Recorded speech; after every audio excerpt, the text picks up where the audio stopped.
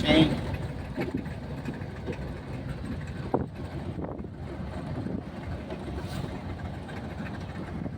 On the way to Kiharong, this is the preacher for today. Yeah, get this baby. Thank you. Yeah. So, kauban sa among team sa likod. No? Nagbiyahe mi og mga 1 hour gikan sa buang barangay Katumbalong paingon sa barangay Kihar. Sakop na siya sa Maramag. So, medyo layo-layo ang biyahe. Magsugod ang service dito 9 o'clock. So, medyo pusog-pusog ato dagat karon kay medyo late na ta. Happy Sunday everyone. God bless everybody.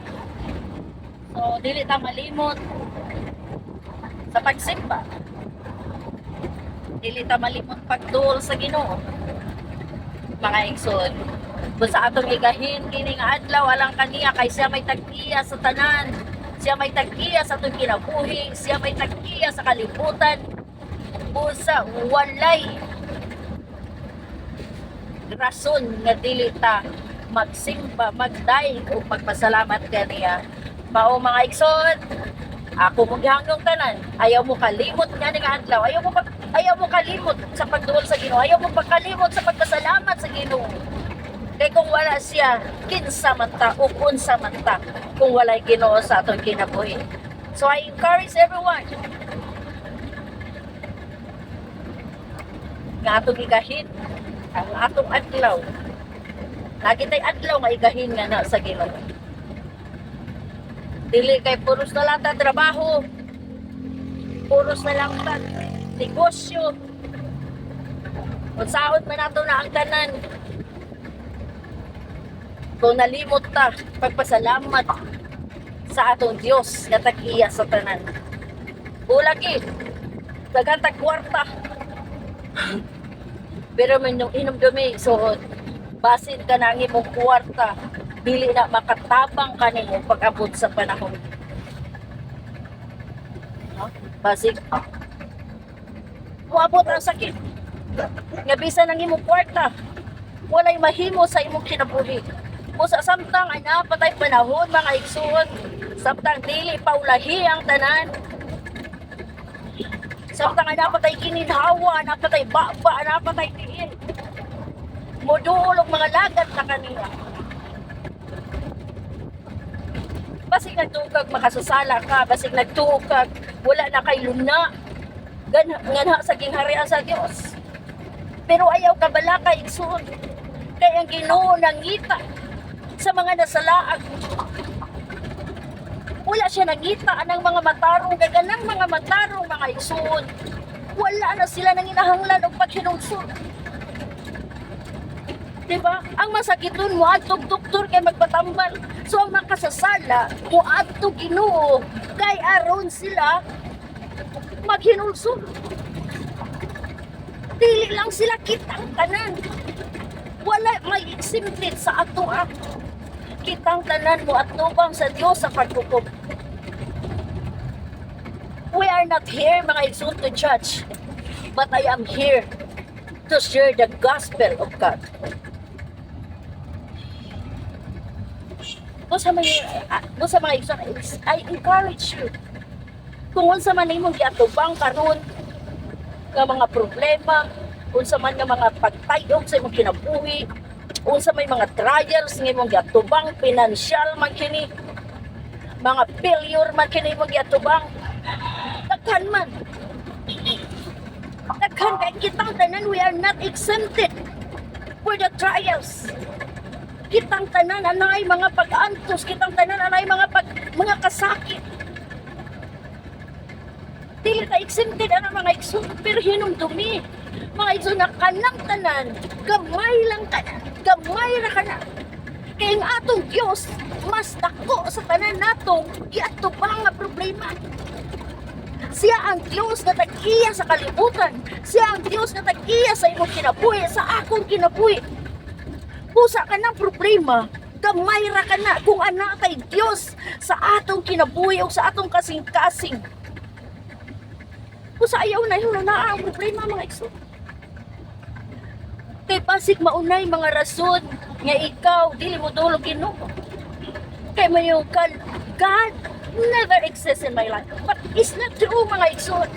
God will exist in your life kung ikaw mo tawag kaniya. Kaya naa ka na iyang giingon diya sa Mateo 7:7, ingon siya, ha? Pangayo kay ikaw pagatagaan, pangita kay ikaw makakaplag, panuktok kay ikaw pag-aabrihan.